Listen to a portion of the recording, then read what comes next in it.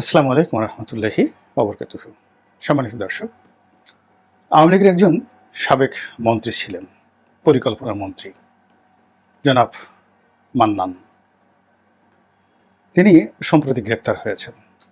সুনামগঞ্জের একটি আসন থেকে তিনি আওয়ামী লীগের এমপি হয়েছিলেন এবং লাস্টে যেটি আমি এবং ডামি যে নির্বাচন হলো সেই নির্বাচনে তিনি আওয়ামী লীগের মনোনয়ন পাননি এবং নির্বাচন করেননি। তো এই ভদ্রলোককে গ্রেপ্তার করা হয়েছে, হয়তো মামলা আছে, কিন্তু তাকে গ্রেপ্তার করে জেলখানায় প্রেরণ করা হয়েছে। তো তার গ্রেপ্তারের পর পরপর কয়েকটা ঘটনা ঘটেছে নজিরবিহীন, যেটি বাংলাদেশে কখনো ঘটেনি। প্রথমটা হলো, বাংলাদেশের অনেক মানুষ সামাজিক মাধ্যমে, রাজনৈতিক অঙ্গনে, বুদ্ধিজীবী অঙ্গনে তারা এই প্রতিবাদ করেছে যে এরকম নিপাট ভদ্রলোক, সজ্জন, নির্ঝঞ্ঝাট এবং যার বিরুদ্ধে দুর্নীতির ন্যূনতম কোনো অভিযোগ নেই, তিনি আওয়ামী লীগ করেছেন এবং আওয়ামী লীগের মন্ত্রী হয়েছিলেন বা তাকে বানানো হয়েছিল, এটাই অপরাধ। এর বাইরে একটা মানুষ নির্লোভ থেকে দীর্ঘদিন তিনি তার নির্বাচনী এলাকার জনগণকে সেবা দিয়েছেন। তার যে অনাড়ম্বর জীবন, মানে জাঁকজমকপূর্ণ জীবন নয়, সাধারণ জীবন। বাড়িতে নিজের হাতে রান্না করেছেন, ডিম ভাজি দিয়ে ভাত খেয়েছেন, এরকম একেবারে অর্ডিনারি একটা জীবন তিনি যাপন করার পরেও কেন পরিবর্তিত রাজনৈতিক অবস্থায় গ্রেপ্তার করা হলো বা তার বিরুদ্ধে মামলা হলো, যেখানে অভিযুক্ত শেখ পরিবারের একজন সিঙ্গেল লোককে ধরা যায়নি। অনেকে পালিয়েছেন, অনেকে বাংলাদেশে আছেন। সারা বাংলাদেশে মিষ্টি বিতরিত হতো যদি প্রকাশ্যে ওবায়দুল কাদের, প্রকাশ্যে হারুন, ডিবির হারুন, বিপ্লব, মেহেদি, এদেরকে ধরা হতো। আমরা কি তাদেরকে দেখেছি এখন পর্যন্ত? ধরা পড়েছেন? পড়েননি। কিংবা সেই যে আব্দুল হাই বাচ্চু, বেসিক ব্যাংক কেলেঙ্কারির হোতা, কিংবা তাকসিমে খান, শেখ রেহানার আত্মীয়, লুটপাট করে হাজার হাজার কোটি টাকা লুটপাট করেছেন ওয়াসা থেকে, আমরা কি তাকে গ্রেপ্তার হতে দেখেছি? কিংবা অন্যান্য যারা আছেন, যাদের বিরুদ্ধে পাহাড় সম অভিযোগ। শেখ হেলাল সাহেব কোথায় এখন বলেন তো? শেখ হেলাল সাহেব কোথায়? তার ভাইয়েরা কোথায়? কেউ কি গ্রেপ্তার হয়েছেন? এইভাবে অনেক শেখ যাদের মানে একটা টিকিটি পর্যন্ত স্পর্শ করা যায়নি, তারা নিরাপদে আছেন, নিরাপদে গেছেন। আর বাংলাদেশে যে কয়জন ধরা পড়েছেন আমলা কামলা, এরা মূলত ওই গৃহ বিবাদের কারণেই ধরা পড়েছেন। আচ্ছা, সালমান এফ রহমান ধরা পড়েছেন, ভালো কথা। তো সালমান এফ রহমানের যে প্রতিপক্ষ এস আলম, তিনি তো অনেক অনেক বেশি ক্ষতি করেছেন দেশের, তিনি কোথায়? তাকে কেন ধরা হচ্ছে না? এরকম মানে একটা উদাহরণ দিলাম। আজিজ খান সাহেব, ফারুক খান সাহেব, মানে সামিট গ্রুপের বিরুদ্ধে তো অনেক অভিযোগ, তারা কোথায়? ইউনাইটেড গ্রুপের বিরুদ্ধে অনেক অভিযোগ, তারা কোথায়? ব্যাংকার্স অ্যাসোসিয়েশনের সভাপতি নজরুল ইসলাম মজুমদার, তার বিরুদ্ধে অনেক অভিযোগ, তারা কোথায়? এরকম there are many many things. Iqbal Sohan Chowdhury Saheb কোথায়? গোলাম রহমান সাহেব কোথায়? তারপর যার কারণে পুরো এই গন্ডগোলটা হলো, বিচারপতি মানিক মানে তার কাছে শিশু, সেটা জাস্টিস খায়রুল হক, মানে প্রধান বিচারপতি খায়রুল হক, তিনি এখন কোথায়? তাকে কেন ধরা হচ্ছে না? এবং অনেকের বাসা আপনি চিন্তা করুন যে সালমান এফ রহমানের বাড়ি ঘর জ্বালিয়ে পুড়িয়ে ছারখার করে দেওয়া হয়েছে। গিয়ে দেখুন তো খায়রুল হকের বাসায় একটা ঢিল পড়েছে কিনা, একটা সিঙ্গেল একটা ঢিল পড়েছে কিনা। এসব জিনিসগুলো কেন? এগুলো আলামত তো ভালো না।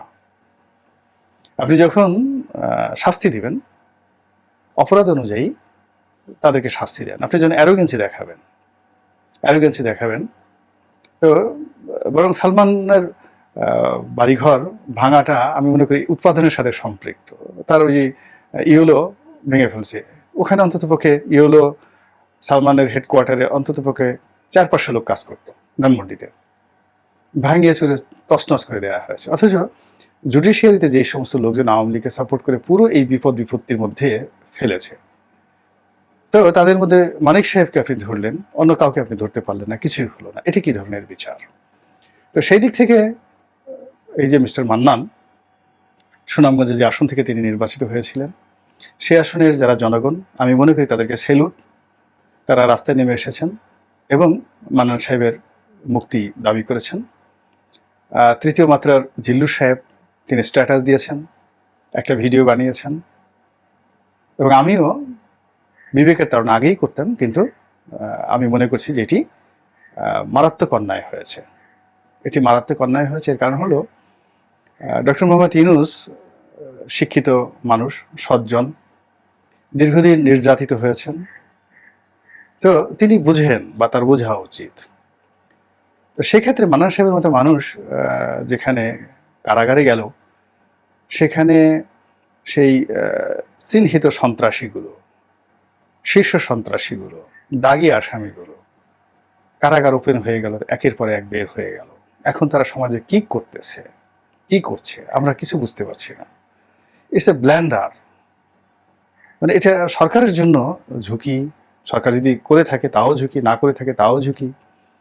আমরা যারা জনগণ আছি আমাদের জন্য একটা বিরাট ঝুঁকি। যে সমাজে দুষ্টের দমন হবে না, শিষ্টের পালন হবে না, পাইকারিভাবে আওয়ামী লীগ জমানাতে সমস্ত পুলিশ কর্মকর্তাদেরকে ঢালাওভাবে বহিষ্কার করা হলো, চাকরিচ্যুত করা হলো। আচ্ছা, যাদেরকে চাকরিচ্যুত করা হলো তারা সবাই কি দুর্নীতিবাজ? সবাই কি মেহেদি? সবাই কি হারুন?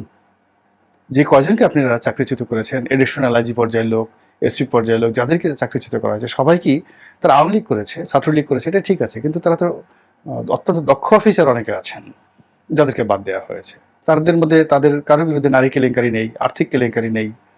এমনকি তারা বিভিন্ন গুরুত্বপূর্ণ পদে যখন ছিলেন, রেঞ্জ ডিআইজি ছিলেন, বিভিন্ন জায়গাতে ছিলেন, তাদের কার বিরুদ্ধে অভিযোগ আছে বলেন তো? কেন এই লোকগুলোকে চাকরিচ্যুত করা হলো? এই জন্য আমি মনে করি যে এগুলো রিকনসিলিয়েশন করা উচিত। যদি একটা স্পিড ফিরিয়ে আনতে হয়, গতি ফিরিয়ে আনতে হয়, অ্যান্ড স্পিরিট যদি ফিরিয়ে আনতে হয়, বা গতি সঞ্চার করতে হয়, একটা আদর্শিক জায়গাটাতে যদি ফিরে আসতে হয়, তাহলে এখানে ন্যায় বিচার করতে হবে। মিস্টার মান্নান সিভিল সার্ভিসের একজন কর্মকর্তা। তিনি জয়েন্ট সেক্রেটারি ছিলেন এবং রাজনীতি করার কারণে, মুক্তিযুদ্ধের সপক্ষ শক্তি হওয়ার কারণে বিএনপি জমানাতে তিনি বঞ্চিত হয়েছিলেন, এটা সত্য কথা। পরবর্তীতে তিনি আবার সচিব হিসেবে রিটায়ার্ড করেছেন এবং আওয়ামী লীগ তাকে মনোনয়ন দিয়ে এমপি বানিয়েছেন, মন্ত্রী বানিয়েছেন। সেই আমি আমার সহকর্মী হিসেবে তাকে দেখেছি। আমরা একসাথে টকশোতে গিয়েছি, অর্থাৎ আমি যখন আওয়ামী লীগে ছিলাম তখন তাকে সহযোগী হিসেবে দেখেছি, আমি বিএনপিতে এসেছি তাকে প্রতিযোগী হিসেবে দেখেছি, একসাথে টকশোতে গিয়েছি। এই মানুষগুলো নিপাট ভদ্রলোক, এবং এদের আপনি কোনো ত্রুটি নেই। সমাজে যদি এই সমস্ত লোকের প্রতি জুলুম হয়, অত্যাচার হয়, এবং আমরা যদি কথা না বলি, আমাদের জবানের উপর গজব নাজিল হবে। এই বিষয়গুলো প্রতিবাদ করতে হবে। সমাজে যেই করুক না কেন, এই জিনিসগুলো প্রতিবাদ করতে হবে। তো সেই দিক থেকে আমি মনে করি যে সরকারের যারা কর্তা ব্যক্তি আছেন, অতি দ্রুত, অ্যাজ আর্লি অ্যাজ পসিবল, যেন মান্নানের বিরুদ্ধে যে মামলা হয়েছে সেই মামলা প্রত্যাহার করাও ফরজ, অবশ্য কর্তব্য, এবং তাকে সসম্মানে বাইজ্জত এই কারাগার থেকে মুক্তি দিয়ে তাকে তার সম্মান ফিরিয়ে দেওয়ার ব্যবস্থা করা হোক। এবং এক্ষেত্রে জামাতের আমির যিনি আছেন তিনিও বিষয়টি দেখতে পারেন, বিকজ তিনি সিলেট অঞ্চলের মানুষ, তিনি খুব ভালো করেই মিস্টার মান্নানকে চিনেন। এখন এই যে মানুষের একটা বিপদের সময়, ওনার যে এখন বয়স তাও প্রায় 80 বছরের কাছাকাছি, তো এই বয়সে একজন মানুষকে এইভাবে অন্যায় করুক, মানিক সাহেব অন্যায় করেছেন, অ্যারোগেন্সি দেখিয়েছেন, অনেক খারাপ কাজ করেছেন, তার প্রতি কোনো সহানুভূতি কারোর নেই। তারপরও তারাকে যেভাবে হেনস্থা করা হচ্ছে, অনেকে কিন্তু বলেছেন, কিন্তু মান্নান সাহেবের কি করেছে বলেন? তার মধ্যে অভিযোগ কি তিনি কি হত্যাকাণ্ড করেছেন?